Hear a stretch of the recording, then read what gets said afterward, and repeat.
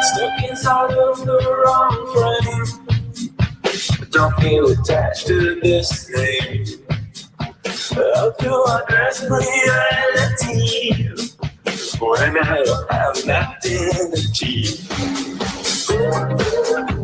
Can I look through 'cause I'm not you, and I don't believe in the truth. 'Cause all of our lives built on lies. So I wait till I couldn't, and I screamed till my voice was gone. I believe what I shouldn't have. I don't know why. Yeah, I wait till I couldn't, and I screamed till my voice was gone. I believe what I shouldn't have. I'm trying to get my feelings. These memories are nothing to me, just salt in the wound. The opening segment of Sports Call is brought to you by Lee Marketing Group. For signage, tees, web design, and more, call LMG today at 334-742-0197. You're listening to Sports Call on Tiger 93.9, WTGZ, Union Springs, Montgomery, and Auburn, and AM 620 WTRP, LaGrange.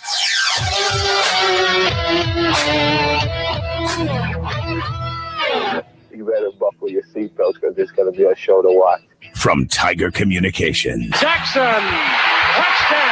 For 20 years, East Alabama's sports talk leader. Swing and drive, Johnson right. Sports Call. Oh, what a dunk. Call in now at 887-3401 Right through, he got it. or 1-888-9-TIGER-9 toll free. Struck him out. And now, coming to you live from the loveliest village on the plains, Sports Call.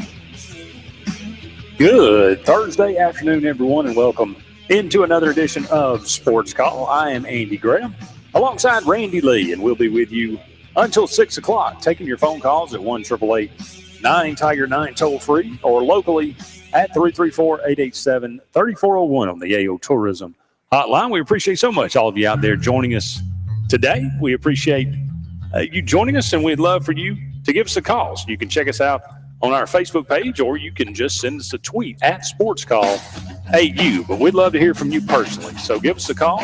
Hopefully we can get that music cut off and maybe start the show. We'll see how it progresses on from here on out. But, hey, Randy, there we go.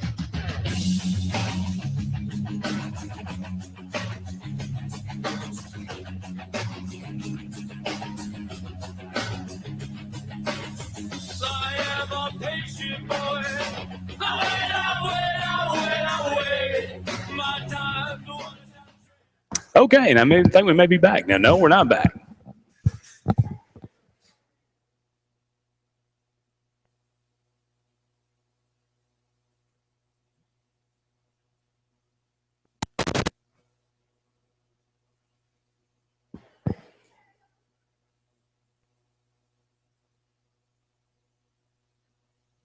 I think we're back up, Andy. And we're back. I tell you out there, the beauty of live radio, you never know exactly what's going to happen, but we do appreciate all of you for tuning in this afternoon on Sports Call on this Thursday afternoon. It's not beautiful weather this morning, but cleared up this afternoon. That was a good thing, Andy. And any time that we can get out of these winter doldrums, my granddad was riding around with me today, and he said, I don't know if I can take many more of these winters. And I know a lot of you feel that way. We're in March Madness time also. The leaves are coming out. It's a beautiful time of year, Andy. It is. And if you listen really, really close right now, you can still hear the echo of brackets being busted. As UAB, hey, good for the UAB Blazers. They stand up tall today, take down Iowa State. Georgia State, they rise up and defeat Baylor. So 2 14 seeds already winning today on the first day, the first couple of games of the NCAA tournament. So, is your bracket – go ahead and call us and let us know and tell us your bracket is not broken. Go ahead and lie to us and tell us that. I saw 87% of the brackets were busted after the third game. And does that mean that only 13% of the people out there picked UAB? Maybe a little bit more than that, but what a great story. And, boy, I'm going to dive deep into that one. If you saw the article earlier this week where Tony Barbie had the fourth, let me repeat myself, the fourth highest budget for recruiting in college. And I tip my hat to Jacobs and the athletic department and all of them for saying, we're all in. We're giving you everything you need. Here it is. I think it was about – I'll pull the article up. I think it was about $440,000 on the recruiting budget. And the highest he ever finished was 32nd in the country. And I'll tell y'all what Andy said. When in the world did he finish 32nd in the country? And did anybody look back in and see where we ranked after three-quarters of the players left? And if you watch UAB today, it makes my stomach turn to watch some of those players that potentially, with a Bruce Pearl at the helm at Auburn, we could have had on our team. Now that I think about it, I bet the time that he finished 32 was the time that he brought in. I can't even Shaq remember. Roberson and that crew. That's crew, and they played 1 year. Yeah, and they were gone. They were like Kaiser Sose. They were gone. They were like up in the in the wind. So just because you bring in a highly rated class doesn't mean anything. They actually have to play and produce. So the fact that I went back and started looking at some of the numbers. This was just for something else, but Jeff Lebo. I started looking down through the rankings at a couple of his classes, and I stopped looking after 150. Okay, it just the fourth largest recruiting budget. I'm gonna pull it up. That's and the disgusting part of this is the loss of in-state talent. If I have to hear again that we don't produce basketball talent in this state, I'm just going to run my head dead into a wall. I don't tell Iowa State because. Well, we just don't keep them. Now, majority of them, watch NC State. They're going to play pretty well. A lot of them, people have them moving on a couple of rounds. At least one round. But that NC State team's going to be led by another Alabama guy, Trevor Lacey, by far their leading scorer. Another one is going to be playing second fiddle to him, Ralston Turner from Muscle Shoals, Alabama, another one that got out of state. Those two leading players that you saw for UAB today, William Lee, the freshman, had 14 and 12 and knocked down those free throws and hit a key shot there at the end. Freshman, Dallas County, Alabama. Tyler Madison, an outstanding player. I think he played at Calera. I'm just reeling off a number of kids that have moved on and doing big things. And that gives you hope, though. To me, Andy, it gives you a lot of hope with a Bruce Pearl at the helm that you can keep more than our fair share of those home. If not, you can dip into a close market to us in Atlanta. I hope so. It does give me hope. But again, it's not just getting them on campus; it's keeping them on campus, and that's been a fault of Auburn for the last 10 years. When they did actually find that blind squirrel did find an acorn every now and then, it wouldn't be there long. It ended up transferring away. So we'd love to get your thoughts on that. If you'd like to throw some more dirt on Tony Barbie, or kick him a little bit more while he's headed out as he's headed out the door. A couple of years ago, this is the time to do it. It just seems like more and more articles come out, and the more we get to like and respect and appreciate what Bruce Pearl is doing, we find out more and more, and we don't appreciate it. We have a greater appreciation for how much or what Tony Barbie didn't do at Auburn. So if you got an opinion about that, give us a call, 1-888-9-TIGER-9, toll free locally at 334-887-3401. Sports Call today is brought to you by Home Place Mortgage. Home Place Mortgage of Auburn and Lake Martin, the region's best mortgage professionals and rates for all new home or refinancing mortgage services.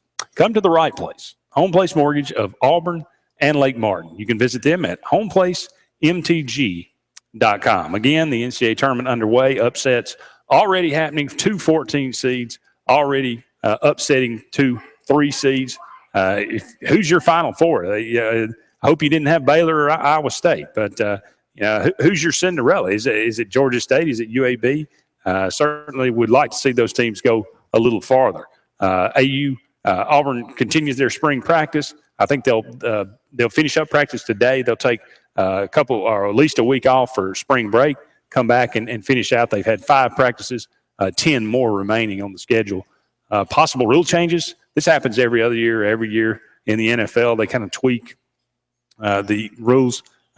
Could there possibly be some rule changes coming for the NFL. We'll talk about that maybe in the second hour.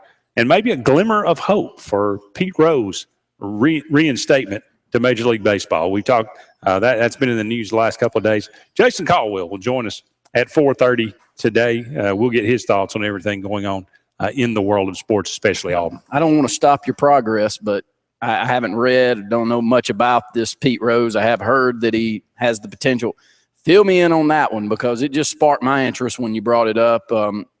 New commissioner really taking a look at this, and there's a big buzz out there and a lot of support for him to be given a second chance, whether it be making it to the Hall of Fame, at least allowing him to coach or be a hitting instructor in the league again. What's the deal? We have to look at it as progress.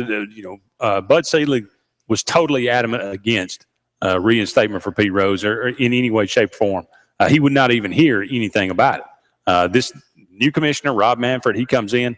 He says, look, I'm just going to do my due diligence. This is a situation that obviously gets a lot of talk.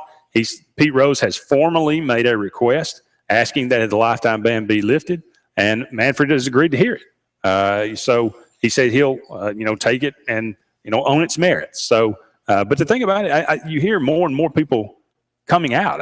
Tony Clark, who is the players' representative, he comes out and says, I would like to see Pete Rose reinstated. You're seeing a lot more support from a lot of more varied places than I think you've ever seen.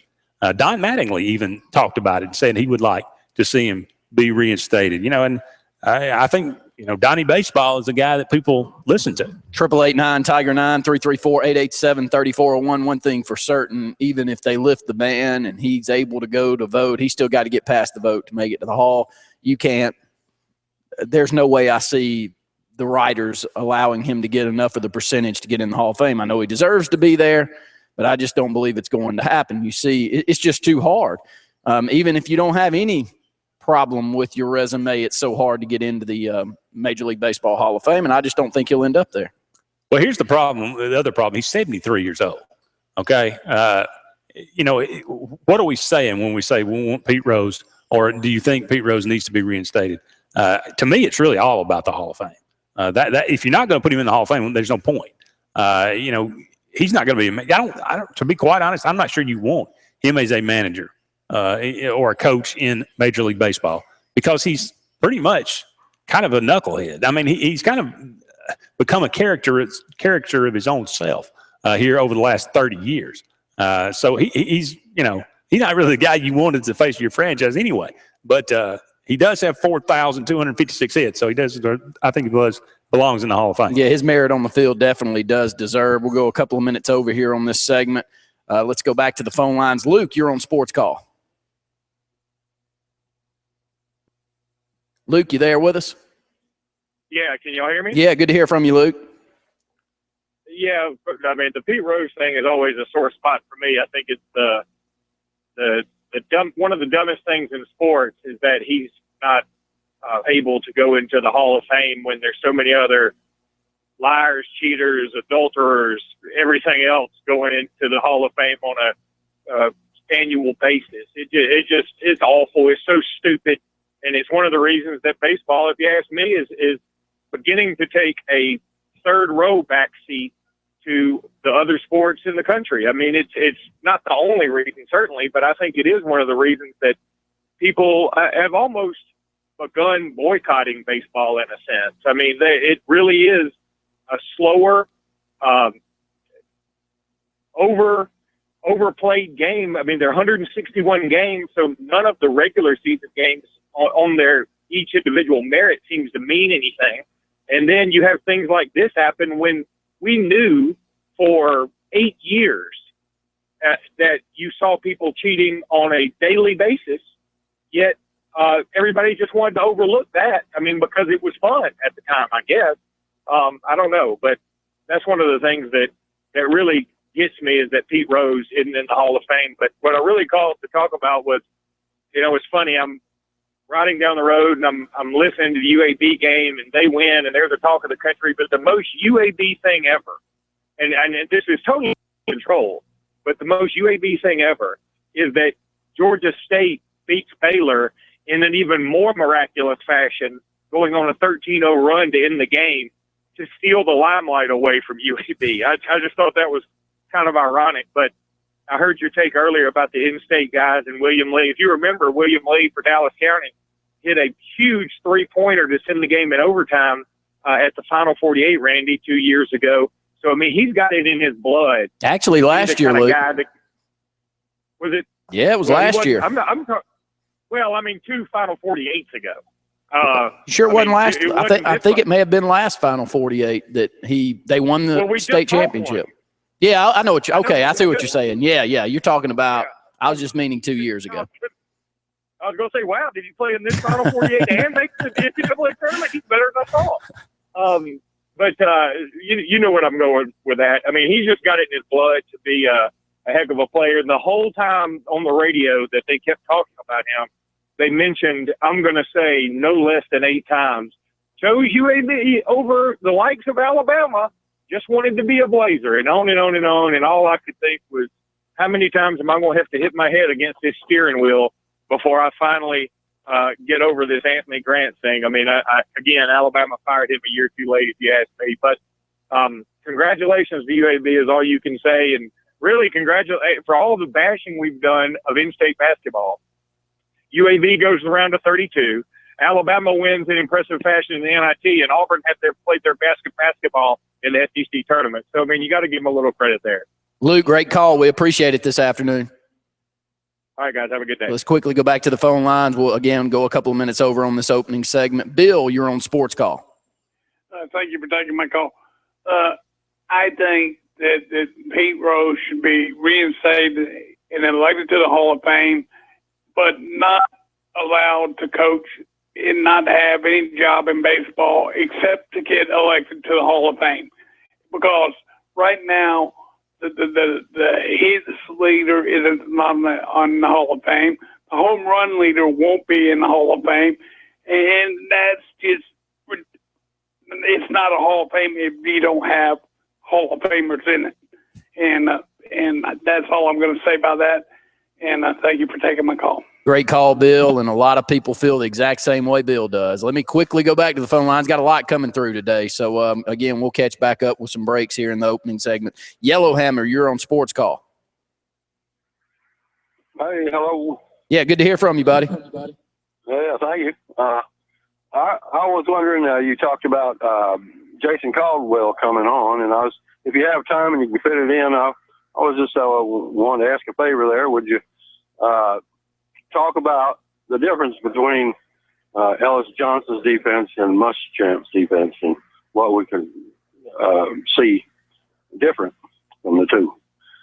Absolutely. That'd be a great question. And for those listening in out there, if you've ever got questions you want us to ask our callers, make sure to call in previous segment, and we'll make sure to ask them. Thank you out there, Yellowhammer. Thank you. All right, thank you. 888-9-TIGER-9, 334-887-3401. Love to hear from you. Just getting started on today's show, but don't go anywhere. We'll be right back with more Sports Call presented by Home Place Mortgage right after this.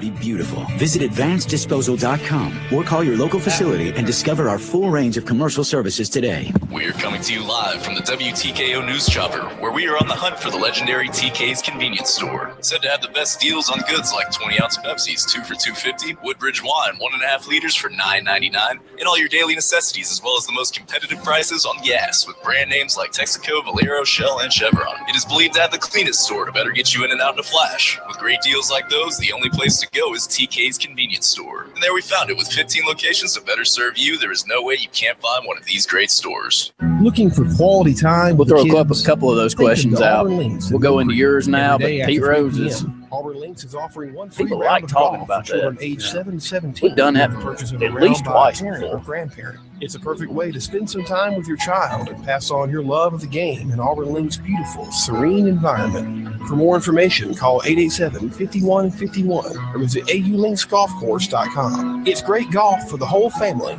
at Auburn Links.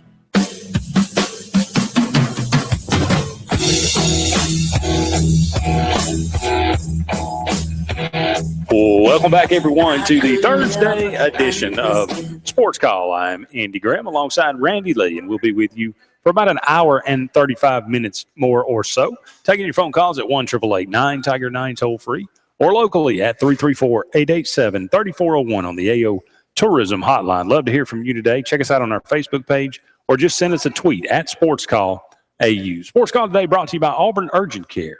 Auburn Urgent Care offers convenient solutions for your health care and occupational medicine needs, including workman's compensation injury care and certified DOT medical examinations. With locations on South College and in Tigertown, visit them online at auburnurgentcare.com. Jason Caldwell will join us at 4:30 or a little after. We'll kind of maybe go a minute or two over on this segment to kind of catch back up. But throwing out a couple of questions of the day today. You know, we talked a little bit about Pete Rose in the first segment. You know, his reinstatement, how do you feel about that? Of course, the brackets are another higher seed goes down as UCLA defeats SMU on a somewhat controversial goaltend there at the end of the game. The bracket this is not brackets busting. This is brackets exploding today. It's going to be some massive red ink on brackets all across America. But we thought we'd throw another question of the day out there. Didn't really get a chance to get to it in the first segment, but you know what? All the talk about Kentucky going undefeated, what a great team they are, could possibly go 40-0. What's the best team you remember not to win the championship? And there are a lot out there, but what's the best team you remember not to win a championship? I'll bring one up to start it off. Phi Slama Jama. Houston in '83. NC State, you've seen the documentary. Jimmy Valvano he was a big name then, but he's even been bigger with the V Foundation and his speech during the ESPYs, and that just continues to grow. And that's a great thing, by the way. But that Houston team was unreal. And their run through the tournament and Elijah Wan's play and Clyde Drexler and that whole crew, what did they do? They went 31-3. Lost in that championship game 54-52. But if you remember the semifinal, it was something. Louisville, taking them on Louisville was as athletic almost as Houston, if anybody was. And they got up and down the court and played it that way. And then no one gave NC State a 10 or 11 loss NC State team a chance to win the championship, but they ended up doing. That was a great story. Absolutely. Yeah, that was one of the more certainly entertaining teams to ever watch. I think Clyde Drexler graduated, but Elijah Wan came back, and they actually played for it again the next year and got beat by Georgetown. So, that was a great team, 83, 84 those Houston teams. Usually when you ask this question, one of the ones that always jumps off the page right is 1991 UNLV. Of course, because they got a lot of publicity. Of course, they were undefeated. Of course, they destroyed Duke the year before, won the national title in 1990, came back. I think I was just doing a little research today. The first 3 games of the year, they had 335 points in 3 games. They averaged that season 97.7 points a game. They could score. They called them the running Rebels for a reason. They were just phenomenal. And 4 of the 5 guys came back. They replaced their center. I think they swapped out centers, but Larry Johnson, Stacey Augman, Greg Anthony, Anderson Hunt, they all came back the next year. They were just steamrolling to another championship, and they don't win. And I think a lot of people probably remember that one. And even though it was, my goodness, all the way back now to 1991, that may be one of the best teams ever to never win a champion or to not win a championship. Let's go back to the phone lines. Jerry, you're on Sports Call. Hey guys. Hey Jerry, how you doing?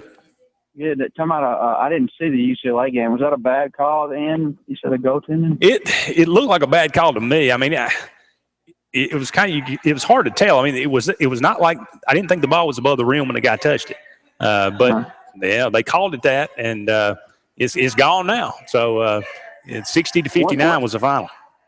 Oh, one thing about that NC State game, I never have really understood the rule, but you can actually he took the ball and slammed it for offense and they won it. But if the defensive player tries to block that, it's goaltending because it could be a shot, it's a pass shot, whatever. It was a shot, but it's kind of funny because the offensive guy can go up and grab it and dunk it. The defensive guy couldn't go up there and grab it or slide it away. It would have been goaltending. Yeah, ironically, the play at SMU UCLA, that the ball was not. It was about as close to the rim as that one was. So I guess maybe it was a good call. NC State game, was that a shot or a pass? It was a shot. Right? I think it was a shot, but it ended up being his pass. Yeah. Yeah, it was a shot, yeah. and if you hear Olajuwon talk about it, he said the last thing I wanted to do was go up and defend that and get called for a goaltend. So I kind of sat back, and you can see his face in all the pictures. And it was a great job by NC State to go up and take it and dunk it in and win it. But just for NC State to be close enough to have a play work out in their favor that way was the big shock in that one.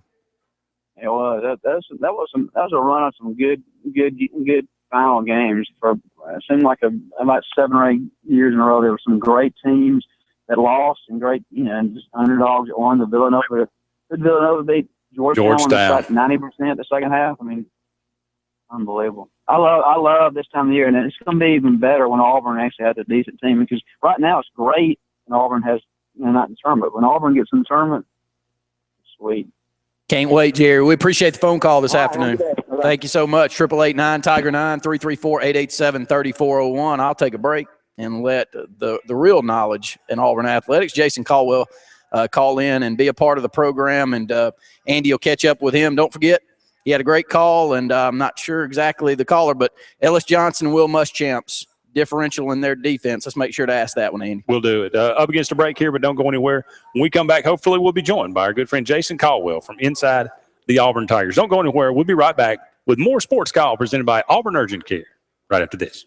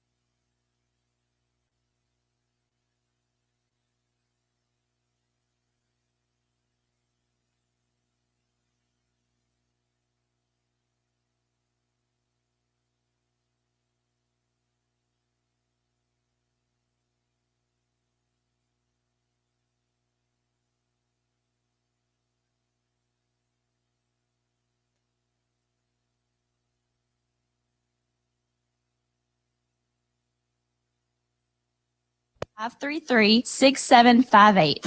Auburn Urgent Care, located on South College in Auburn and on Enterprise Drive in Opelika near Tigertown, offers convenient solutions to your health care and occupational medicine needs. We offer workman's compensation injury care, and we have a certified DOT medical examiner on staff. And we're open 7 days a week to best serve you.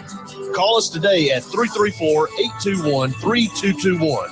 It's not about speed, it's about the quality of care. Auburn Urgent Care. Tatum Lawn Care wants to help you add value and beauty to your home or business, and they want to save you money in the process. Tatum Lawn Care offers affordable lawn care and landscaping services to residents in the Lake Martin and surrounding areas. Services include tree maintenance, planting, pruning, hedging, blowing, mulching, leaf removal, spring and fall cleanups, and more. For an estimate, call Tatum Lawn Care at 256-329-6102. That's 256-329-6102. Experience and knowledge from the pros. Russell Do-It Center and Building Supply. Russell Do-It Center and Building Supply, locally owned and operated with over 30 years of experience, is very involved in giving back to our community. Our employees offer top-notch customer service with superior product knowledge. No matter the size of the job, Russell Do-It Center and Building Supply have you covered. Experience and knowledge from the pros. Russell Do-It Center and Building Supply.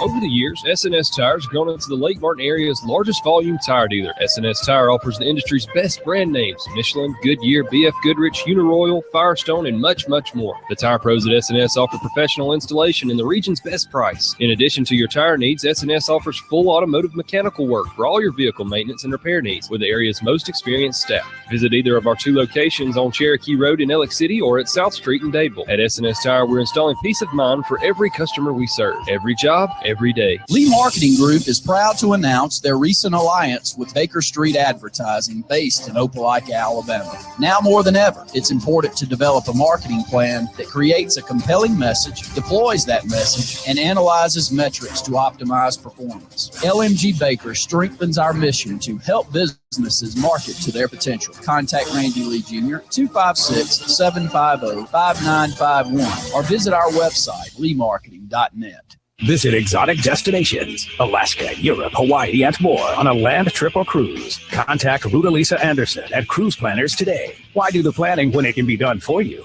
Visit exclusivecruiseplanners.com or call 844-722-6342.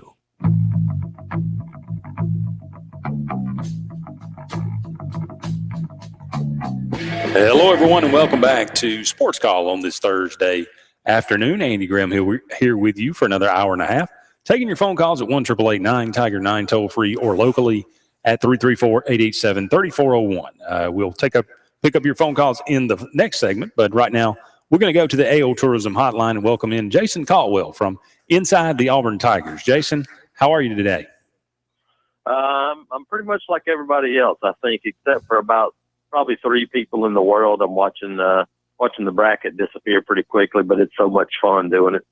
Yeah, I tell you, this was not bracket busting. This was bracket explosions here today. 2 14 seeds upset, UAB being one of them. But I don't know, did you catch that SMU, the end of that SMU-UCLA game just now? Yeah, I saw that just now. UCLA basically wins on a goaltend that I guess by the letter of the law, it's probably still considered goaltending, but ball has no chance to ever go in the basket, and it's called as a goaltend, and SMU UCLA wins. And so it's just, every year you look at it and go, what's the wildest day you could have? I think that's what we're trending towards every day and every year in college basketball. The more guys leave early, the more, it just, you get these smaller schools where you have juniors and seniors, and those guys have the ability to win games, all the time. And I think we saw that already today. Well, let me ask you this. You bring that up, and I thought about that this afternoon when I was watching some of these games. And I don't think there's any question, at least in my mind, there's a lot less difference between a 14 seed and a 3 seed now than there maybe was 20 years ago. Do you think that is because the 14 seeds have gotten better or the 3 seeds have gotten worse? I think it's a little bit of both. I think you look at it right now, and before before today started, I mean, I'm looking at brackets, and I'm looking at Oklahoma, and you look at some of the teams that are these 3 seeds that we've seen. Even a team like Iowa State, I mean, they got a lot of positive press coming into this, but mainly because they had to come back from 17 down at home a couple of times. I mean, but they, the flip side is they were down 17 at home. I think they're okay teams. I mean, you start looking at some of the teams that are seeded in this, and you think back 15 years ago, a team that was a 3 seed, you go, well, that's a really, really good basketball team. Now you go, well, that 3 seeds, they're okay. And I think that's what we've gotten right now. I mean, 5, 6 seeds, they're just average basketball teams. I mean, I think that's where we are right now. I think there's a whole lot of parity, and a whole lot of teams that have the ability to win a lot of games. I don't think there's a whole lot of teams that have the ability to make a run into the Final Four, maybe. But I think there's a whole lot of teams that can get to the Sweet 16 that people didn't see coming. And you look right now, either UCLA or UAB are going to be in the Sweet 16. Unbelievable. Well, Bruce Pearl, ends his first year at Auburn. He kind of, you had an article yesterday or maybe even today, this morning, about kind of, an end of the year review kind of from Bruce Pearl. Can you just kind of talk a little bit about that and his first year? I know, people talked about it being 1 year, almost to the day when he arrived on Auburn's campus, and I couldn't help but see those old videos and notice how much more gray hair Bruce Pearl has now. I don't know if that's because he was on TV and using a little Grecian formula, or did you think he earned all those gray hairs this year at Auburn? Yeah, I think it was a very tough year for all of them involved, but the way it finished, I think it ended up being a really positive first year. It's about, he said, as I wrote today, the first year was about survival. Now it's about advancing. And I think that's what you can see from program right now. It was just about getting to the end, and they were able to do that. And, when you look on TV, team that Auburn beat, Xavier, has a 12-point lead on Ole Miss at halftime as a 6th seed in the NCAA tournament. LSU will be playing. Georgia will be playing. 2 teams that Auburn beat on the road. Auburn beats LSU twice. I mean, those are things that are just extremely positive when you look at the direction of the program. And, UCLA just won a game, today. Auburn had more quality wins than UCLA did this year against top 100 opponents. That's a team that just won a game in the NCAA tournament. So you add bodies, you get some depth, you do some of those things, and I think this is a program that, and we've seen it doesn't take nearly as much now as it did 20 years ago to go from being a 14-win team to a team that wins 22 games and makes it to the second week of the NCAA tournament. Well, there's talk that Auburn pretty much, has got a tremendous recruiting class coming in, but there possibly could be they want to add maybe one more big man to this class. Any idea about what direction they might go in that way? Yeah, obviously you look and Horace Spencer's committed. Definitely want to get him signed, and then I think that's that would be the start of that. But I think they'd like to add another big man if possible, whether that's a transfer, whether it's another high school guy. They're looking at a couple of kids from outside the United States that could be possibilities. So I think they'd like to add another big man if possible, just give them some more size. But I think you feel good about the guards, the way they're going to stack up there. It's going to be a young team. It's going to be inexperienced in terms of the guards, but I think they feel good about that. Always want to get more size, more bodies to be able to play physical inside. And I think that's going to be one of the things they're trying to finish out with. We got Jason Caldwell joining us here on Sports Call this afternoon. Jason, just kind of switching gears here. Spring practice, the Tigers practice today, I believe. This was the final day. They're going to practice before spring break. Is that right? That's correct. They'll practice, here in actually practicing right now, get done here in just a little bit, and then be off until the following Tuesday after spring break. So they'll have a chance to work a little bit more today, take about 10 days off, and then they get back to it. So, for them, I think it's probably a good break. It gives the coaches a chance to come out, evaluate guys, see what they got going on, and then if they want to make some changes to see what that looks like after the break, they'll have plenty of time to implement those, get the guys ready. So I think it'll be good for this team to, kind of have this break to digest what they've learned, to come back out and then hit the ground running in a couple of weeks. Well, Jason, we had a question from a caller in the first couple of segments of Sports Call today. Just wanted to know if you could just kind of basically compare and contrast maybe the Will Muschamp defense to an Ellis Johnson defense. When the average Auburn fan looks at the defense this year, what are the differences really that they can expect to see? I think one of the things is just more aggressive. I think you're going to see them try to create more pressure on the quarterback and get after him. I think that's a lot of it. And obviously, some of that last season, not having Carl Lawson was a big blow to that defense. And, he should be back and ready to go. It looks good this spring so far. But I think the one thing you'll see is different looks up front. The last couple of years, maybe a couple of times we've seen maybe a three-man front walking a guy up, a stand-up. They've done a little bit of that. I think you'll see much more of that under Will Muschamp, where maybe a three-man front, maybe a four-man front, guys standing up, some guys moving around. I think you'll see them give the offensive line and quarterback some different looks in the front seven. So I think that's one of the big things. I think you'll see, provided that they feel good enough about the corners, I think you'll see them playing a lot more press man, a lot more bump and run with guys like Jonathan Jones and, Stephen Roberts over there, Josh Holsey, some of those guys. I think you'll see them do more of that and then play man and try to get the ball out of quarterback's hands a little earlier. So I think it bring more pressure, play a little bit more man, and take a few more chances. Well, just from what you've seen so far in these first 5 practices, what do you think are going to be the biggest battles that go on really in spring and all the way up through the fall? I think there's a lot of them.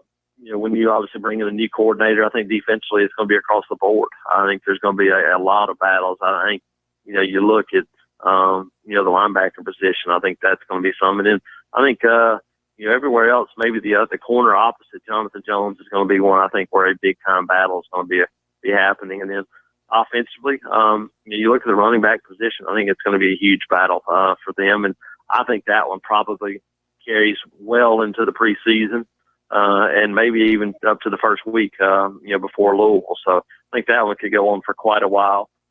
Everywhere else, I think it's going to be, provided Alex Kozan is healthy, I think the offensive line looks to be fairly stable other than center.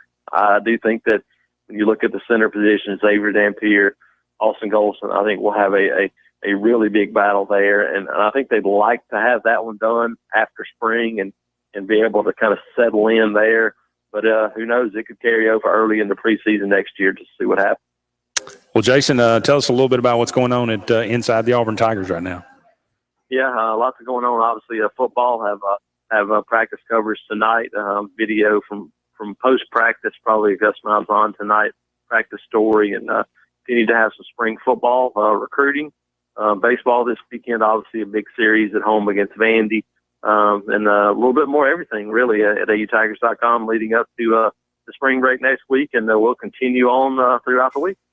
Be sure to go and check those out. Jason does an outstanding job covering all Auburn athletics. Jason, we appreciate it so much, okay? Thanks, guys. You have a good one. You too, brother. That's going to do it for this segment, but don't go anywhere. There's more Sports Call on the way right after this.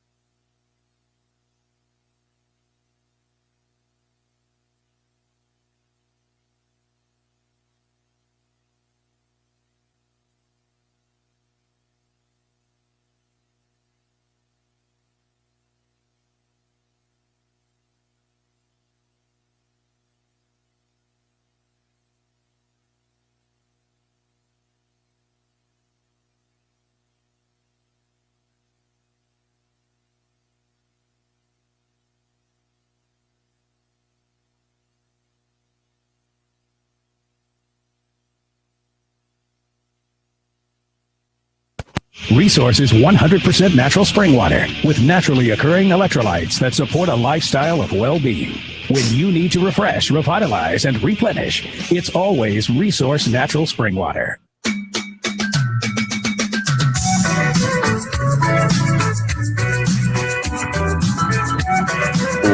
Welcome back, everyone, to Sports Call on this Thursday afternoon. Andy and Randy here with you until 6 o'clock, or actually Randy will be here until 5 o'clock. Then he'll step aside. We'll welcome in Scott Hardy for the second hour of today's show. You can give us a call at 1-888-9-TIGER-9 toll free, or locally at 334-887-3401 on the AO Tourism Hotline. Love to hear from you here. Get your thoughts on any of the things we've talked about today, and we've talked about a lot. It's been an exciting, fun-filled show so far. Just caught up with Jason Caldwell, talked a little bit about the NCAA tournament and what's going on, talked about Auburn spring practice. I hope Yellowhammer got his question answered. It was a pretty good explanation. I think the one thing you hope to see the difference is effectiveness as far as the defense, Will Muschamp defense, as far as an Ellis Johnson defense. You hopefully the numbers will go down. We'll be able to stop the run a little better. You always hear that word aggressive. We're going to be more aggressive. It's just like, again, I go back to Gus Malzahn said we're trying to get our edge back. You say it 100 times, it loses its meaning. Every coach that's ever come in to play defense, we always say, well, we're going to have a more aggressive style. Well, there's one thing about saying it, and there's one thing about doing it. If you think back to what you saw in 2006 and 2007, I imagine it's going to look a lot different on the field.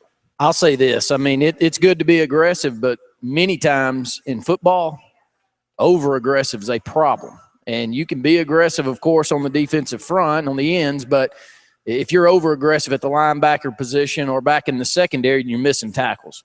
And these Auburn teams for the last 6 or 8 years have missed more tackles than any I can remember back in the day. And that's an issue. That's not aggressive. That's just good basic defense. And open field tackling is tough for anybody, but I think it can be coached well. I think it's much like anything else. The way you're coached and the expectations your coach have on you, I'm not looking for a big hit. I just want somebody to go down where they need to go down and be in the right position to do that. And Andy, that's what I've seen. That's been one of the biggest complaints I've had over the Auburn defenses really since Muschamp left. Well, I think it comes down to discipline. I mean, you being where you should be, being where you're supposed to be at the right time, and making the tackle, breaking somebody down. Do we have the ability to tackle one-on-one? Are we gang tackling? Are we having guys, 11 guys move to the ball? Those kind of things. And it seemed like it started maybe with Ted Roof, but the first guy hits him, and then the next two guys wrap up.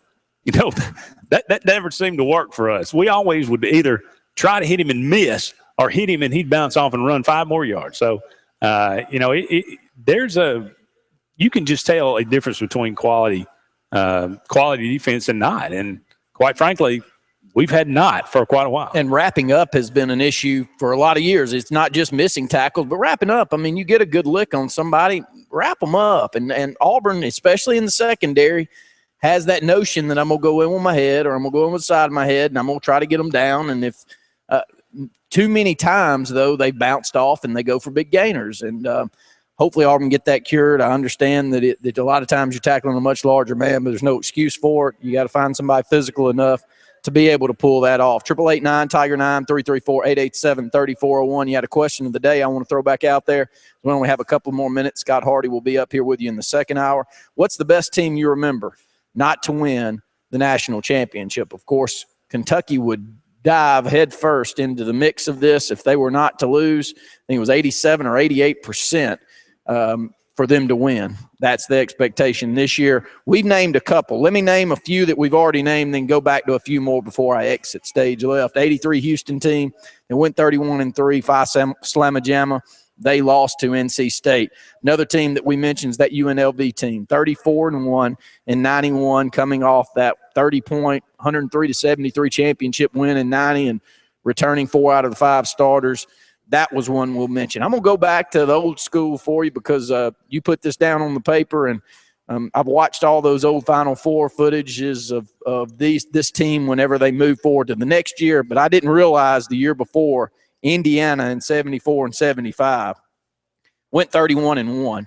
Only game they lost was in the Final Four. And Scott May, I didn't realize he was out with a broke arm, actually played in the NCAA tournament with that broke arm. Give a little bit of that background because they went on to go undefeated, and that's the last undefeated team to win a national title. Yeah, so much talk about that 76 team that won the national title undefeated. The year before that, they went 31-1, as Randy said. You know, they the last game of the regular season, they played Purdue and actually won that game by 1 point. But Scott May broke his left arm, I believe, in that game. They played Kentucky in the Final Four, a team that they had beaten by 24 earlier in the year at home. Kentucky beats them 92-90. May only plays like 7 minutes with a cast on his arm. And, of course, UCLA, that was John Wooden's final year. They end up winning the national championship. I mean, just think about that. I mean, Indiana could have prevented not only – they could have prevented John Wooden from winning another national title, but could have won back-to-back undefeated national championships. That 75 Indiana team, this is Quinn Buckner, Scott May, same basically crew that won it undefeated in 76. So that may be the best team ever, that didn't win a national championship. 85 team comes up from Georgetown, also losing to Villanova and Patrick Ewing, and Villanova shot 77% from the field. They couldn't miss. It was an 8-seed Villanova team that's still the lowest seed to win a national championship. That one's always got to jump up there also because of they were like Phi Slamma Jamma going against NC State. You watched them walk on the court and you said, there's no way this one's going to be a good one. This one can't be good. It don't look good. I mentioned that one in the high school. We had the 3A team, I think, from West Limestone win the state championship this year, and you watched it walk out. I looked over it. I don't mind saying it because I don't think I can be heard over in that area, but if I am, congratulations to you for tuning in for one, but for winning the state championship. I looked over at Justin. I said, this one's going to be 95-30, and they end up winning. I don't think they even allowed 30 points in the game. So that 85 team for Georgetown and that 83 team for Houston definitely won the athleticism, but they couldn't pull it off then. Yeah, tremendous team. 35-3 Patrick Ewing, obviously the best player in the country. They come up short. And one of the biggest upsets of all time. Well, that's going to do it for us on the first hour of the Thursday Sports Call. But the Fox Sports Report is coming up next, and Scott Hardy and myself will be back for hour number 2 of Sports Call right after this.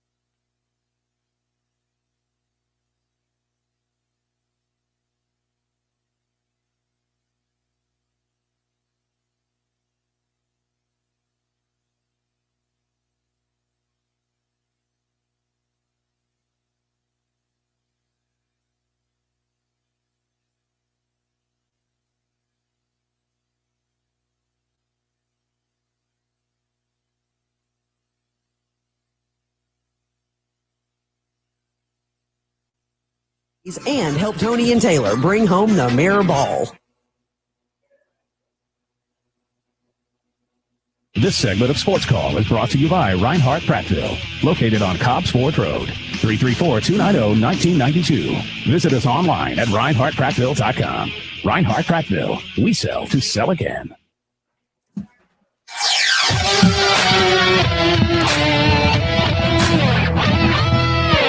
You better buckle your seatbelts because it's going to be a show to watch.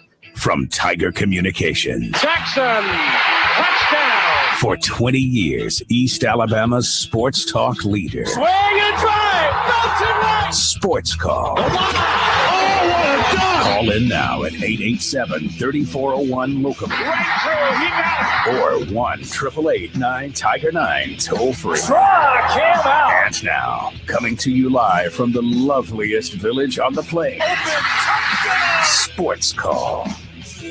Hello, everyone, and welcome back to the Thursday edition of Sports Call. Andy Graham, now joined by Scott Hardy here with you for another hour, taking your phone calls at 1-888-9-TIGER-9 toll free, or locally at 334-887-3401 on the AO Tourism Hotline. We appreciate all of you out there joining us for the second hour of today's show. Just check us out on our Facebook page. Send us a tweet at SportsCallAU, but we'd love to hear from you personally. So give us a call. Let us know what's on your mind today.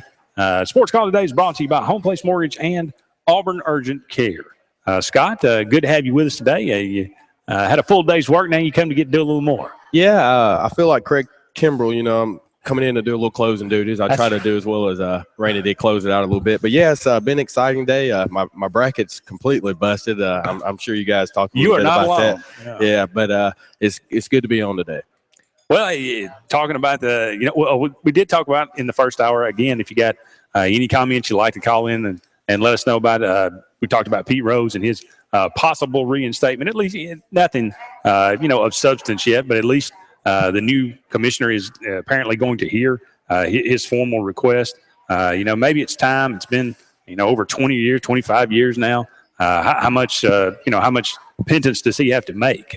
So if you've got a comment about that, of course, we talked about the NCAA tournament. Auburn's spring practice still going on. They'll finish up. I guess they're practicing actually right now.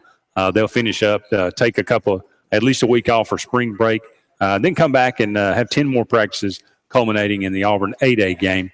We'll talk about some possible rule changes to the NFL, and why not? I mean, you got the greatest game in the world. People will readily watch a football game that means absolutely nothing. They'll watch a preseason game over a baseball or basketball game usually, but yet you want to tinker with it and mess with it as much as you possibly can. So that makes perfect sense.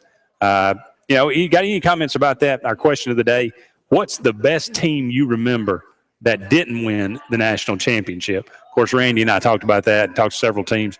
Talked about several teams in the first hour. A lot of those that we remember as kids, like the 1983 Houston team that went 31-3 with Elijah Wan and Drexler. The 1985 Georgetown team with Pat Ewing that went 35-3, got upset by Villanova, who had just a phenomenal game. The 1991 UNLV team went 34-1. Everybody it was a foregone conclusion they were going to win the national championship again in 1991 after winning it in 90. But they get upset by Duke. They're in the Final Four. Duke, of course, goes on to win that game. Just off the top of your head, Scott, what's in your memory, what's the best team you remember that didn't win the national championship? Well, I'm a big Duke fan, and I guess when I really started to really realize that's who I was going to pull for was the 2002 team with Jason Williams. Outside of maybe, I don't know, Trajan Langdon, I really liked him, and I liked Grant Hill. Obviously, I was saying that would have been my favorite basketball player. We were talking about that earlier, but Jason Williams was my favorite Duke player during that time period, and I thought, he was National Player of the Year during that time, 29-3 on the year, but they had a good team, and it just didn't pan out that way. But that was one of the teams that I would say off the top of my head. And then, obviously, my memory is more so current on the teams that I would say. So the 08 Memphis team and the 2010 Kentucky team would have been two that I would have said, and both of those coached by Coach Cal. So Derrick Rose in that squad. I'm sure y'all talked about it, but all you had to do was hit some free Make a throws. free Just throw. make one. And that's been something that if you look at his teams historically, they don't shoot that well from the free throw line anyway, especially here the last 10 years or so. But this year's team seems to be a little different on that side. But the 2010 Kentucky team, outside of the 1999 Auburn team, I think that's probably the most, I guess, fun team to watch that I can recall. John Wall, I love him. I think he's one of the rising stars in the league. DeMarcus Cousins, obviously, he proved everybody wrong with what he's been able to do. And then Eric Bledsoe. So that was really, I think, where the trend started for the McDonald's period for Coach Cal. They're putting that much talent together. But those three teams would be, off the top of my head, in the last 10, 15 years or so, would be who I would say. Yeah, that 2002 Duke team losing to a Mike Davis coached Indiana team. Of course, Indiana goes on and makes a run to the finals. Gets beat by Maryland, but that team was very disappointing. I'm like you. I'm a Duke fan. I enjoy watching them. I really enjoy watching quality basketball, and it's amazing how many times really you could put Duke on this list. 1999, Duke had a great team.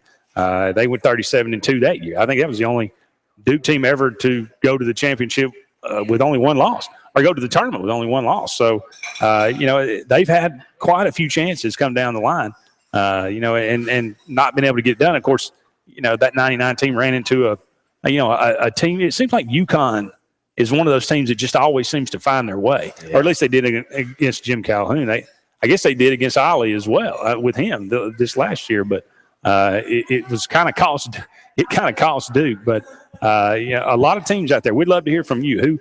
Who's the best team that you remember that didn't win the national championship? And on that 2002 team, everybody loves Kyrie, and I think he's one of the best point guards in the league right now. But if Jason Williams stays healthy, he would be what everyone is hoping, or that everyone sees the potential of a Kyrie Irving. He was so good, and he has the freak accident while he's playing with the Bulls. 2 years at Duke or one?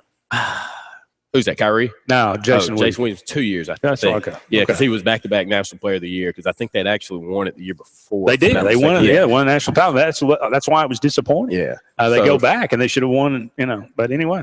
But yeah, that was one of my favorite teams to watch there. Outside too, that 2010 Kentucky team that was it. And I'm a big Cal fan, and I know a lot of people don't like the way he handles things. And I love that outside the lines interview you had. I thought that was great. Or Sunday Conversation, either one. I can't remember what it was, but he lets people know what it is. And so people hate on him, but he's somebody who wins. And so if you're a 16, 17, 18-year-old kid and you see those guys out there, you don't care about what the tradition of a Duke or North Carolina is. Now you want to play for the hot team. And so like Coach K said, that he had to make some adjustments there because they were going against those types of kids. So I think it's good for basketball, because if you're only going to stay a year anyway, why not go to these premier colleges and have some fun during the process? 1-888-9 Tiger 9 toll free locally at 334-887-3401 on the AO Tourism hotline. I don't think most people would probably agree the 2010 Kentucky team was more talented than the 2015 Kentucky team. But which is the better team? I think this team probably would provide a little more problems for that team just because they're so long. I mean, the guard play definitely for that team. I'd take Bledsoe and John Wall over the Harrison twins, and even I don't know, but Cousins. I don't know if Cousins would play on that. He wouldn't start on this team. I don't think that's the crazy thing, because they're so long, and that's what's going to provide Kentucky not an easy ride. I think Notre Dame kind of has opportunity if it pans out how I hope. Obviously not at this stage, but. It's the tallest team or largest team in second team outside of the Portland Trail Blazers in the world. So it's going to be tough to beat them because you can't penetrate inside, and they play great perimeter defense. So I would take this team over the 2010 team, but from a talent perspective, yes, I would rather have the 2010 team. As you can see, 2 of the 3 are already all-stars as is, and Bledsoe is definitely a nice contributor as well. So the talent definitely lets you know how good they were. Obviously, this Kentucky team this year tends to play better as a team. And if you watch, and I remember tuning in to watch that them play Florida down in Gainesville, and you mentioned the free throw shooting being a problem at times. I think they were at one time like 15 of 15, from the line, and I don't think they missed hardly down the stretch. So they seem to do everything well. Now, there's a lot of difference between shooting free throws in Gainesville in the middle of the season and come down like Memphis did when the national title's on the line. So, I remember watching that 2008 Memphis team. Thought that they were one of the more fun teams to watch. Loved the way they rebounded. Loved the way they shot 3-pointers. And watching Derrick Rose develop into the guy that he became. It was a lot of fun to watch. I think that was one of the more talented teams to come down the stretch, and it just shows you what we kind of get caught up in it and kind of I can't miss the point sometimes, but how difficult it is to win a national championship. I mean, if you hit one free throw, I say one, but almost literally, if they hit one free throw, they're not on this list. Yeah.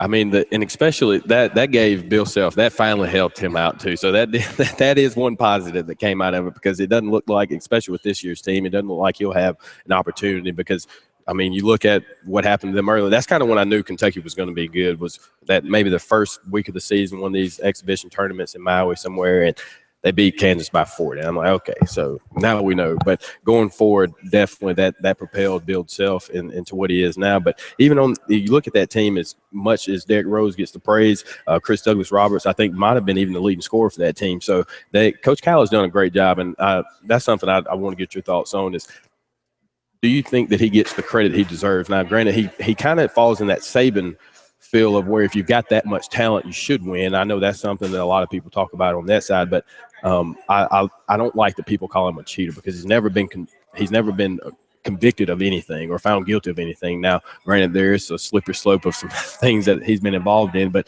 like the Derrick Rose situation, that I don't think that you would jeopardize the opportunity to be as good as they were for one player. But I think his coaching ability sometimes gets downplayed because they don't win the big games.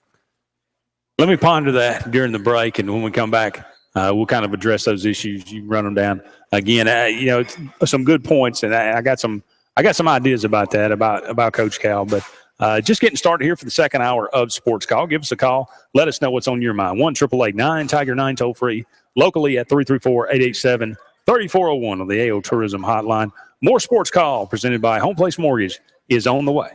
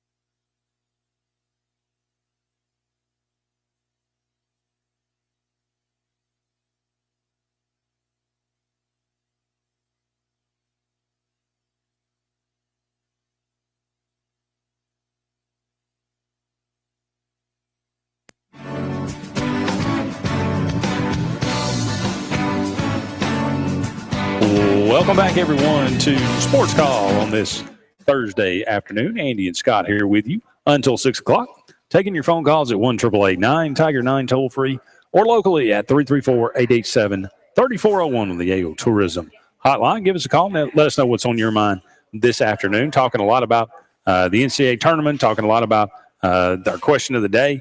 What's the best team you remember to not win the national championship? Of course, Kentucky going for a 40-0 national championship, the first undefeated season to win a national title since the 1976 Indiana team.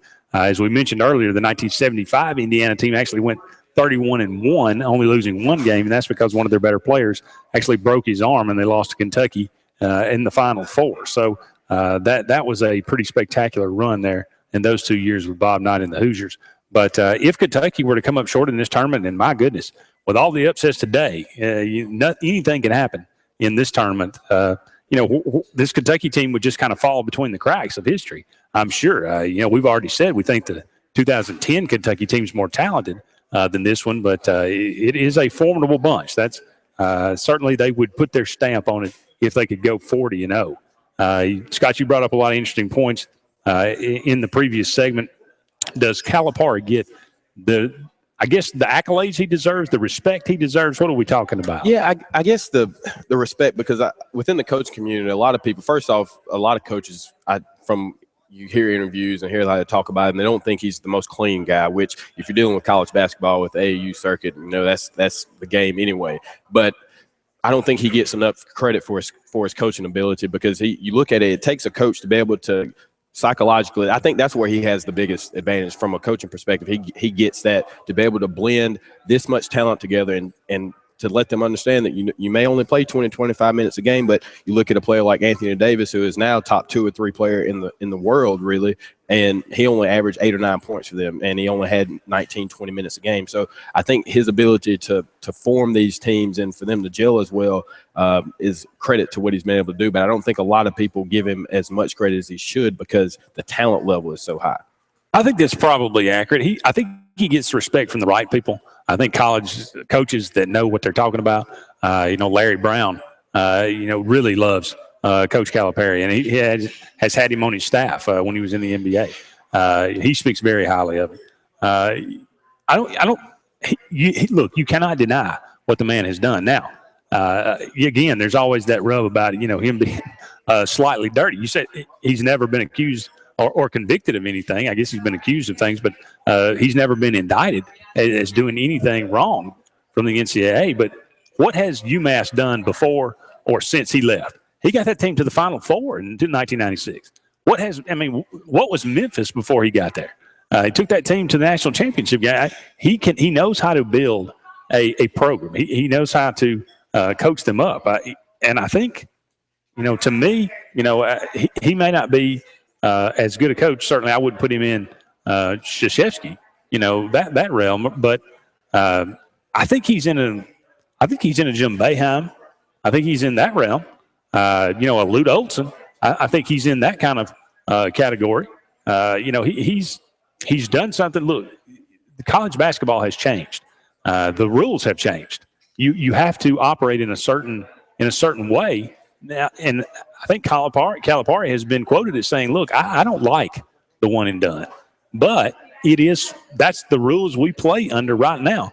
And to his credit, he has used that and exploited it to his advantage, and he does it better than anybody else. So I think that, in my opinion, he certainly gets a ton of credit for being a tremendous coach in the NCAA. Again, at what level? He's not certainly. To me, he's not in that top level, but he's not far away. Yeah, and I agree with that. And you bring up Jim Boeheim, who's in the news now with Syracuse, and he announces yesterday that 3 years he's announcing a 3-year plan for retirement, and has an press conference today where he basically says that he didn't have anything to do with any of the allegations, and that they were going to any of the things that happened, he was going to try to appeal them and see what happens there. But Andy, it was just a lot of jabber today, is the best way I could put it. He does a lot of jabbering. I mean, a lot of the interviews that he's had over the years, he just seems I'm not sure what the word is, smarmy, maybe. He just kind of comes across as a little condescending at times. But the three, and the oddest thing about the whole deal that he said, I'm going to retire in 3 years. He said, I'm actually staying longer now. I'm actually staying longer. This 3 years is longer than I intend to stay because of the sanctions. Not I'm retiring now in 3 years because of the sanctions, but I'm actually coaching longer than I intended because of the sanctions, which do you think he makes it through the 3 years? I don't know. The AD steps down. That's the first, so you're going to have a new regime in there that probably wants to distance themselves from that, even though, granted, he is Syracuse basketball. So get that. But I mean, today he was throwing the football program under the bus. He said they had three academic charges against them, and nothing happened. He said no charges are brought against them. Well, what are you doing? He means a lot to the game of basketball on the college side, and he's been involved on the on the national level with Coach K in the national team. But it may be time because they haven't been doing that great lately anyway, and especially this season, it kind of all the pressure that's come up with what's been happening with him, and then to I guess even if he doesn't win the appeal case, to be hit with all the sanctions that he has. I mean, it may be time before it gets out of hand because there was a lot of stuff that they were accused of for such a long period of time. Yeah, and to announce, and to say, I'm done in 3 years. It is a one-and-done world, but you lose, 12 scholarships? You're already in a situation where you can't afford to miss.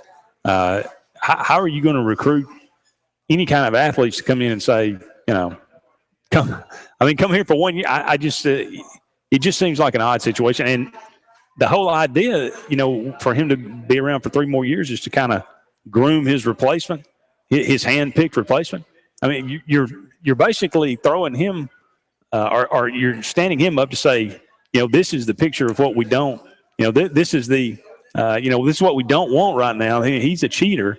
And we're going to let him pick his replacement, who's already an assistant on the team. So there's just some, I don't quite see where this is going to end well for Syracuse. Yeah, Mike Hopkins is the coach you're speaking about, and I'm with you. He's been on the staff for a while, so it's not like he's not aware of what has happened, and so he was on the staff when things were going on. Oh, so, they all just work there. Yeah, so they you made a good point about that before the break. They just work here. They don't do anything wrong, but it didn't make any sense to me for them to hire that. I would have wanted to get somebody that was completely out of the realm of Syracuse ball, and maybe somebody that was affiliated, but not anybody on the staff now that didn't have anything to do with it, because that's just a dirty look anyway. It's letting you know that you're condoning whatever happened because he knew about it, and to keep perpetuating that is just even worse. But I would love for Syracuse to be in a position where they are back to being competitive, because when Jim Boeheim had that 2-3 zone going, I used to love watching it, and so that they were a good basketball team. You talked about liking to watch good basketball, and they were the epitome of that. They had good guard play, and they knew how to play good defense. But it may be time for that era to come to an end. But it looks like we have 3 more years of it, so we'll see how it goes. Well, he's 70 years old. I mean, I don't think he said he didn't want to coach forever. So, he'll be 73 years old in 3 years. It'll be interesting to see. I mean, I think this all came out to try to take some of the spotlight off of Syracuse, but I'm not sure it doesn't end up putting more on there, because every year people are going to say, well, only 2 more years. And then, only 1 more. This is the last year. So, I don't know. I'm just not sure Syracuse. I guess if they win, here's the bottom line. They go out and win an ACC championship in the next 3 years. Everybody will laud him and say, oh, well, that was all in the past. What he's doing right now is just phenomenal. The way he's turning this program, he's doing this under sanctions. So winning cures all else, and that's kind of the way it always goes.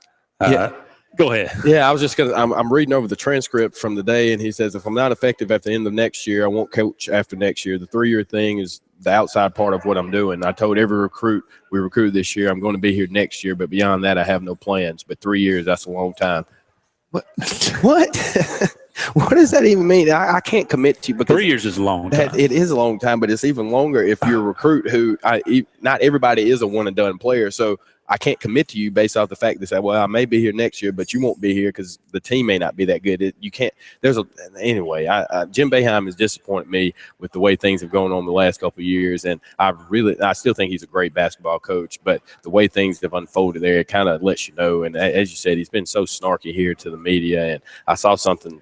Maybe Mike Freeman today tweet something out about, a big time college coach is one of the worst people ever because they think that they are like God because they are treated like that. But he's somebody, especially in that era or in that area of the country, who is considered that way. If this is any indication, at least we can expect some pretty entertaining press conferences for the next couple of years. Up against a break here, but don't go anywhere. More Sports Call presented by Auburn Urgent Care on the way right after this.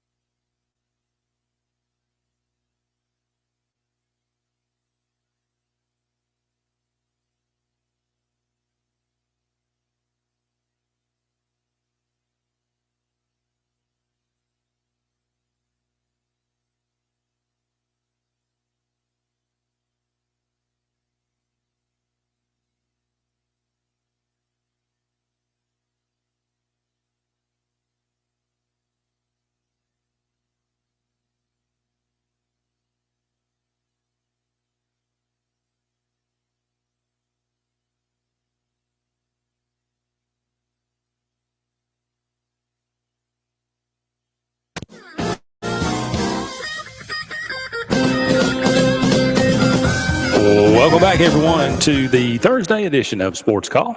Andy and Scott here with you for another 32 more minutes or so. Taking your phone calls at 1-888-9-TIGER-9 toll free or locally at 334-887-3401 on the AO Tourism Hotline. We were talking a lot about the NCAA tournament, talking about our question of the day: what's the best team you remember not to win the NCAA championship? We've mentioned quite a few teams that we remember, and there are a lot of good ones out there that just came up a little short. It's excuse me, it's extremely difficult to win a national championship. It only takes that one slip up, that one bad game. We've seen so many upsets today in the NCAA tournament. It may just be that kind of tournament. We may see we may not even see a 1 seed in the Final Four. It'd be hard pressed. Kentucky going for that undefeated season, the first since 1976. The Indiana Hoosiers won that one. Scott, in the first hour, Randy and I talked a little bit, about Auburn, the past. We took a few swings at Tony Barbie. I just give you your chance if you'd like to. The article came out, said that he enjoyed the 4th largest recruiting budget in the country. You said even higher than Kentucky's. A couple years that he was there at Auburn. He should be paying Auburn. It seemed like to me there's something backwards. We're in the bizarro world, I believe. Let me tell you about Tony Barbie. I was pretty excited about the hire. He was a Calipari product. He took UTEP 3 consecutive winning seasons, back-to-back tournament appearances. I thought Auburn was getting a great guy. He knew the AAU circuit. Then he got here, and then all of that changed. And every year you thought, well, maybe it'll change. But every year you'd have 1 or 2 guys drop off. And it's like, it can't continue to be that they're bad players because you're bringing them in there. So at some point it has to be on you. And so you get rid of your guys. And I'm just glad KT didn't have a chance to really play for him, because then that would have been the end of KT. And so, but you look at what Tony Barbie did to Auburn, and he left. It really what the bad job of Tony Barbie actually highlights and insinuates what type of great coach Bruce Pearl is now, because what he was able to do with this team and bring in just a couple of guys to help mold around with Mason and Bowers helping mold around Harold. I think that was what benefited a lot. He got the foundation started. That's what he's been talking about. He wanted to build a foundation of Auburn basketball, and that's what Bruce Pearl has done. But Tony Barbie, he can kick rocks. And so he has opportunity now. He went to Kentucky. It's just I really liked him too, but he hustled the program, if you will. And he's now in Kentucky and has a chance to get a championship ring there, which wasn't going to happen as long as he was in Auburn. But they'll drag him kicking and screaming, that's for sure. Yeah, but good for Kentucky, though, because I don't think he's a bad coach. Honestly, I don't know what it was about Auburn that didn't work out with him. He never even signed his contract early on. There was just a lot of stuff that happened with that was a little weird. So, and everybody blamed it on, and initially I was one of those people, and then I started watching other teams that didn't have Nike and Adidas, but we're still going to the tournament every year. So I'm looking, okay, well, it can't just be that. So to see Bruce Pearl be able to bring some guys in and bring some excitement to the program is good to see. And so it just highlights how poorly of a coach Tony Barbie was, and it lets us know what of a great coach Bruce Pearl is. Well, Jeff Lebo didn't inherit a lot when he got here. And what he did, half of it left. Marco Killingsworth and Lewis Monroe and one more seemed like transferred out on him, at the beginning. And he just never, he did the best he could, I guess. He was not dynamic. He was the anti-Bruce Pearl and didn't recruit very well at all. So when Barbie came, he didn't inherit a lot. There's no question about that. But I think he recruited worse. I mean, we keep hearing things keep filtering out, like the Craig Swords. I didn't even get a letter. He had the biggest recruiting budget and you got that little to show for it. I mean, we did have that year. I think Randy said we ended up 32nd. That had to be the year we had Shaq Rowe and there were 2 other guys. I can't even they all 3 transferred out, or 1 was kicked off and 2 transferred out. But what good does it do? I mean, if they were only there for half a sandwich. So anyway, I thought I'd give you an opportunity. Yeah, we took a couple of swings, and it actually feels kind of good. Yeah, I enjoyed it, but it's good to have that separation. I'm just glad that the transition period has now occurred for Auburn basketball. But I think we have a caller on the line. Thanks for calling Sports Call, Terry. Good afternoon, gentlemen. How you doing? Doing great, Terry. How about you? Yes, sir. I appreciate you taking my call. And I do not mean this in any disrespect to to you guys there. I'm a minute older than y'all. I'm 73 years old. But I'm gonna just offer this to you as young gentlemen. And I think if you'll just listen to me, in your career as you advance, you'll understand what I'm talking about. Coach Barbie might not have been the best coach in the world, but he was fired and he's gone. Let the sleeping dog lie. And my mother used to tell me, if you can't say something good about somebody, keep your mouth shut. Now, it's just, I don't care what school it's at. I don't think you'll hear an athletic director or a president of a university ever say anything negative about a coach when they terminate them or after they leave. Now, think about that long and hard. I'm just offering that for a suggestion. I'm not being critical, but just young men, think about it. And I appreciate you taking my call, and I'll let you go with it, okay? Thank you, Terry. Appreciate the call. Well, that's one way of looking at it. That's one way, yeah, but it's a lot less fun.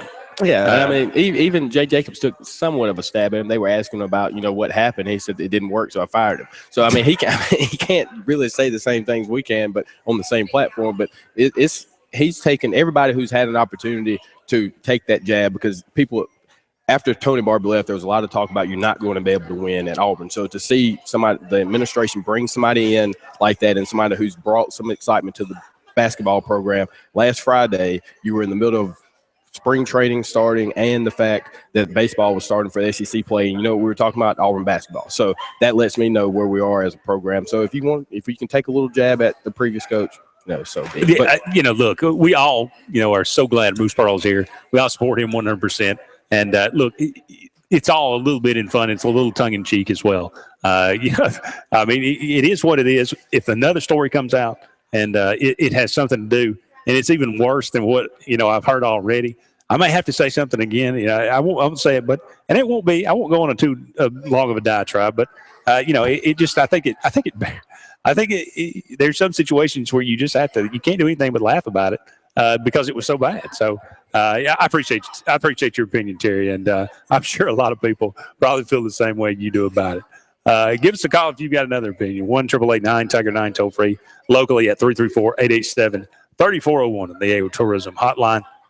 Some significant changes to the NFL rules possibly on the way. They do this, I guess, every year, maybe every other year. There are 23 actually proposed rule changes going on right now. A lot of different variations. Some of them kind of, when you look at it, just kind of ridiculous, really, on the surface. Some of them make a lot of sense. One, just kind of throw a couple out there. One proposed rule changes that, they would open up all penalties to replay. Now, I guess that's good in theory, but when you do that, it just seems like, boy, you're just opening up a can of worms. How do you instantly?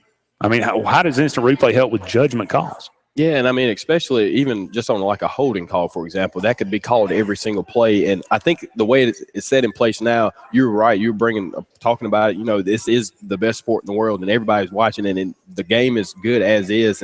But to have some of these proposed rules changes are a little shaky to me. But that one, too, I don't really agree with that one. But I know I did like the opportunity for coaches to have 3, get an additional challenge, have 3 instead of being rewarded 1 if you didn't lose the challenge, rather. So I did like some of it, but there was some, I know I'll give you a chance to touch on it, the bonus field goal. I thought that was just weird. If you go for 2 points, then if you get it, and then you can get a field goal, so you're getting 3 points there extra. I'm not sure what's happening there. Yeah, if you go for 2, there is a rule change proposal that if you go for 2 and get it, then you actually get an extra 50-yard extra point to try to get a 9 points for a single score there. I feel like I'm back in the school, the schoolyard. Well, if you catch it Well, you catch it with one hand, you get 2 points. You know, if you catch it with two hands, you get 2 points. If you catch it between your knees, you get 3 points. I mean, you know, when does well, this is comical now. And the whole idea, what is the whole impetus of wanting to, you know, the extra point is I mean, it's so bad. We got to change. I mean, it's like everybody's all of a sudden, you know, we've just got to change the extra point. What does it matter? Yeah, I mean, that was my thing with it. When you start tinkering with it, a lot of what they're trying to go to now, I know some of it has to do with safety. They've had the last couple of years, they've changed where the kickoff line is, and you see more touchbacks than ever, and you haven't had as many kickoff returns. But you're starting to limit people's opportunities for jobs because if they have the opportunity to go for 2 more times, I mean, if that's on the option, then now you're canceling out. You're not going to kick that 50-yard field goal. I mean, it's just, I don't know. I think a lot of times that when you start looking at rules as a whole, it looks like it might work. When you start tinkering with things, when a game is this good and it's this profitable and this many people watch it, I don't see why you'd want to change as many things as they are proposing. Now, if it's for the betterment of the game, yes. But some of these, I mean, football is football. You get a touchdown, you go for 2, you kick an extra point. That's how I know it. Well, some of these make all the sense in the world, and you wonder how is this not already in there? Yeah. They're fixed cameras on the out of bounds line and on the goal line. How's that not now already with the technology that exists? And I mean, you can have a camera the size of a golf ball. I mean, you just put it down there so you don't have to worry about, well, did it cross the plane? Did it not cross the plane? Was he out of bounds? Did he have a toe in bounds? I mean, you know, this has got to be implemented, does it not? Yeah, and again, that's one proposed by the Patriots, and so they're always at the top, especially. That's pretty funny, too. They would be with some cameras. But this provides, I think, something like this, you're right. You look at some of these rules, and you're like, why would you – you have a camera at every other angle in the air, and you can't have it on where they mean the most in the boundary lines and out-of-bound lines. So I hope they get it right, and I don't mind some of the changes because a lot of the stuff we really don't even know, and you just learn them as they go through the preseason and the season, and they don't even really get affected most times anyway, some of the rule changes. But there are some that are for the betterment of the game. But I'm not real sure every penalty needs to be, you know, instant replay. No. You're slowing down the pace of game. And I know somebody like a Brett Bielema doesn't want to he would love to see something like that. But, you know, it is what it is. Up against our final break here on the Thursday Sports Call. But don't go anywhere. Scott will be back with one final segment on today's show right after this.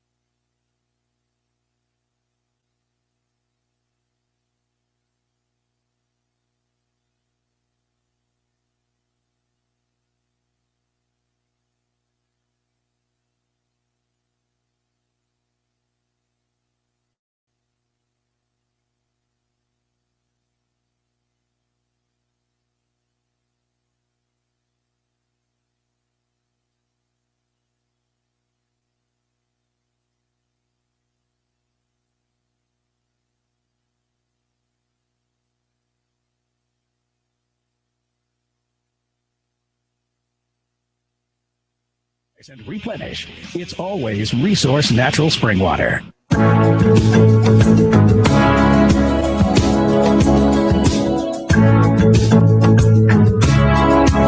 Welcome back, everyone, to the final segment of the Thursday Sports Call. Andy and Scott here taking you home to 6 o'clock. Still time to get that last phone call in. 1-888-9-TIGER-9 toll free locally at 334-887-3401 on the AO Tourism hotline. The NCAA tournament in full swing today.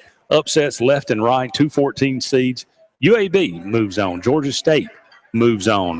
SMU goes down to UCLA on a somewhat controversial, I would say very controversial, goal 10, although I guess by the letter of the law, it was what it was. But who knows? Their bracket's certainly broken all across the United States. I'm not sure if somebody's got a perfect bracket out there. They did it by accident, that's for sure. I don't think anybody could have predicted this one.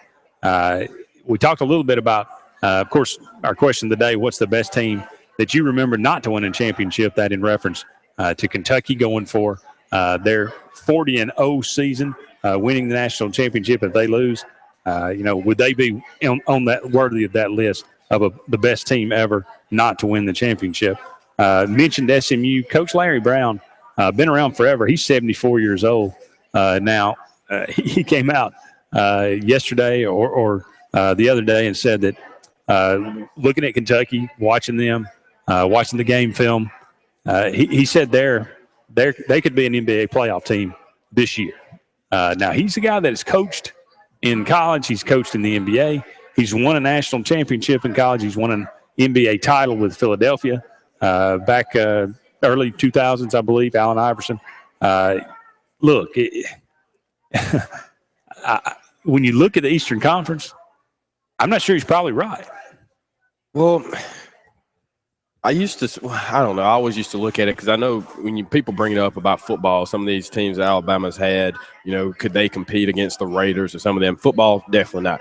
Basketball, potentially. I mean, those are still grown men for the most part out there. But when you have a team full of 6'4", 6'5" guys and taller, and they're as skilled as they are, I'd like to see what would happen. And so I think they could beat a team like, the Hornets or somebody like that. I mean, I don't know.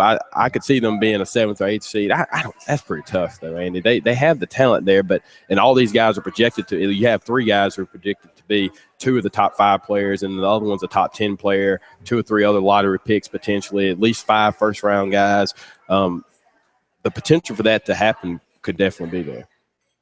Kentucky's got, like 10 McDonald's All-Americans? Yeah. They're going to play in the NBA, you would say, right? Yeah. So they got at least 10 NBA players on their roster.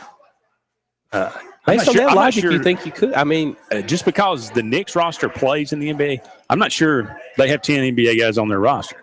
Boston Celtics, Indiana Pacers, they're both 30 and 37, 8th and final spot there in the play. That's another thing. In the NBA, practically everybody makes the playoffs. Yeah. Now, I mean, all you got to do is beat the Knicks, the Nets, the 76ers. 76ers are 16 and 52. You're competing with Boston and Indiana. Probably, week in and week out, you're playing 82 games. This team probably would get worn down. But just on the way they play together and the sheer size that they have, I think it would be a very interesting. And you've seen in different, like you said, basketball is just kind of a different thing. You've seen college teams take on professional teams like Olympic situations or whatever, and they can compete. I mean, they can win. Certainly they can win. A couple of games in a 7-game series. I think that 2010 team actually played. They may have played a 76ers team, and I think they questioned John Wall about it, and the 76ers beat them, but it was a lot closer than you would think from a college team and a pro team perspective. So especially a team like that being at the bottom tier, they probably could make a little run. So initially when I was reviewing that for the show, I don't know if you really could, but they're talented enough. They're so long, and that's the thing. They can play great defense. And that's the thing that I don't think people give them enough credit for. That's what will keep them in all of their games is their ability to stop everybody else. Like to see Kentucky in a 7-game series with the Lakers or the Knicks. Well, I wouldn't want to see the Lakers. That's going to do it for us on today's the Thursday Sports Call. We appreciate all of you out there joining us. For Randy Lee, for Scott Hardy, I'm Andy Graham saying so long for now. We'll talk again soon.